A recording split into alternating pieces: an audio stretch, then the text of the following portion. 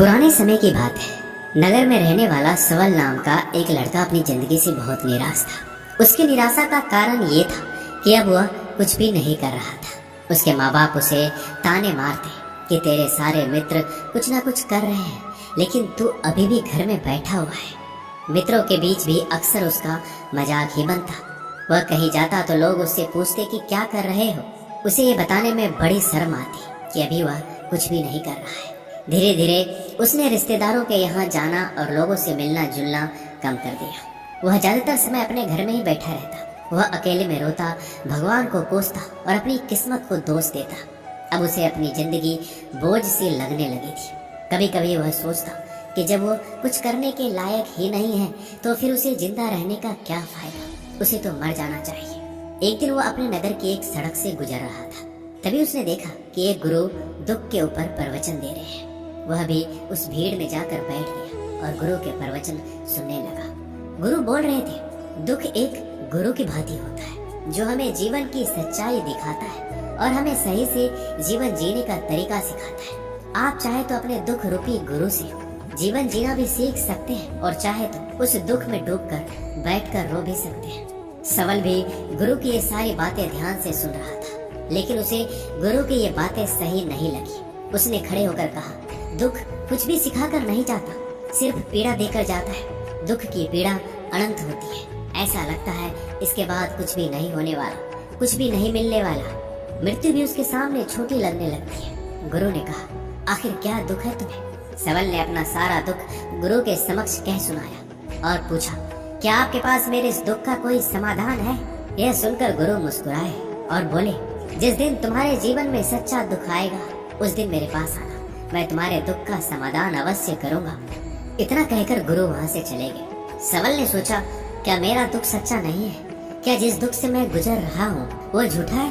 कोई भी मेरे दुख को नहीं समझता। जब माँ बाप ही नहीं समझ पाए तो गुरु क्या समझेंगे? अपने दुखों से परेशान होकर सवल ने एक निर्णय लिया कि अब वह कुछ करके दिखाएगा। उसने एक छोटा सा व्यापार शुरू किया, लेकिन उसमें सफलता नहीं मिल रही थी। लेकिन उसके घर वाले खुश थे कि वह कुछ तो प्रयास कर रहा है। वह अपने व्यापार में जुटा रहा और धीरे धीरे सफलता भी मिलने लगी। फिर उसने रफ्तार पकड़ ली। सिर्फ 3 साल के अंदर ही वह एक बड़ा व्यापारी बन गया। अब सवल के चारों तरफ ऐसे बहुत से लोग थे जो उसकी चिंता करते थे, उसे पसंद करते थे, उसके काम की प्रशंसा करते थे। अब उसके घर वाले भी उसकी प्रशंसा करते थकते नहीं थे। दिन प्रतिदिन उसके मित्रों की संख्या बढ़ती जा रही थी।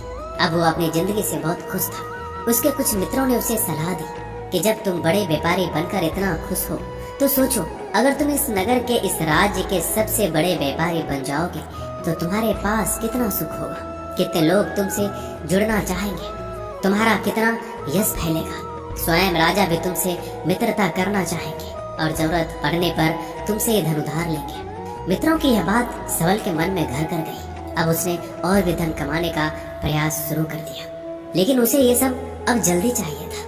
वह सब कुछ प्राप्त करने में अपना ज्यादा समय बर्बाद नहीं करना चाहता था, इसलिए उसने ऐसे भी कार्य करने शुरू कर दिए जो उचित नहीं थे। उसने बड़ी मात्रा में अपने मित्रों से उधार लेना शुरू कर दिया। ज्यादा मुनाफा कमाने के लालच में अपने सामान में मिलावट करने लगा। उसने दूसरे व्यापारियों के खिलाफ षड्यंत्र भी रचे।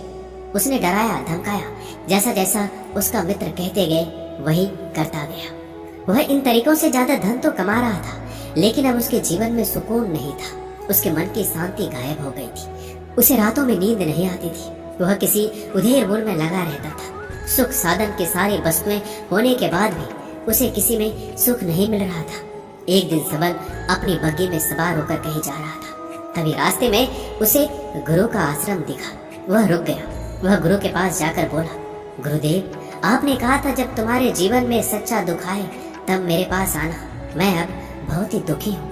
मेरे रातों की नींद गायब हो गई है। मुझे कहीं सुकून नहीं मिल रहा। इस तरीके से सवल ने अपनी सारी समस्या गुरु के सामने कह सुनाई। गुरु ने कहा, जब तुम मुझसे पहली बार मिले थे तब भी तुम किसी दुख में थे। तुमने उस दुख से क्या सीखा?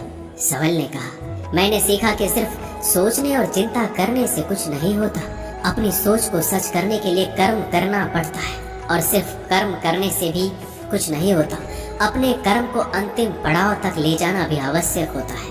चाहे रास्ते में कितनी मुश्किलें आए, मन कितना ही निराश हो, कितना ही लगे कि अब आगे कुछ नहीं होने वाला है, तब भी ये मानकर चलो कि मैं जो कर रहा हूँ उसमें मैं अवश्य सफल हूँगा। लोग सिर्फ सफल व्यक्ति को सम्मान देते हैं, फिर चाहे कोई कितना अच्छा क्यों ना हो, वह लोगों की नजरों में बोझ ही होता है।